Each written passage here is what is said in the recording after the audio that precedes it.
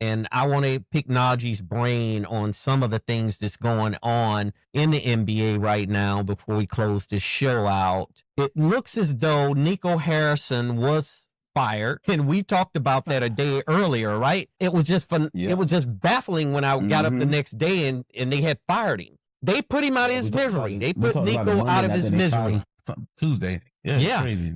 Literally 24 hours later. Exactly. So do you think it was warranted for him to get fired? From what they said, from going by what they said, what they put out there, somebody else had the idea of doing it, and he had the final say-so to pull the trigger.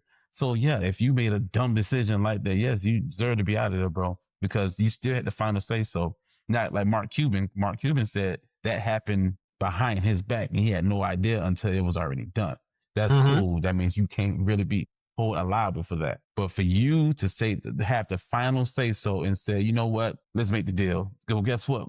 It's your fault then, bro. It's your fault. It rather goes north to south. See, they hoping Cooper Flag can fill in the shoes that Luka had. Even Cooper Flag ended up being a really phenomenal player. Me personally, I don't think he's going to be the type of player that Luka is. Luka is one of those generational players that it's going to be hard to copyright that.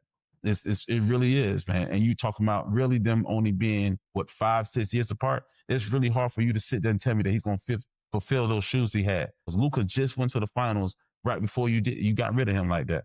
So guess what, bro? There's no way in heck you're going to tell me that you don't want to be liable for that issue. As a matter of fact, after he made that stupid decision about getting rid of Luka, guess what? You can see the guilt in his face, like, bro, this is not going to work well with me. I know it's probably hard for him to walk around the streets, that for him to know that he made that move and the whole city hates him.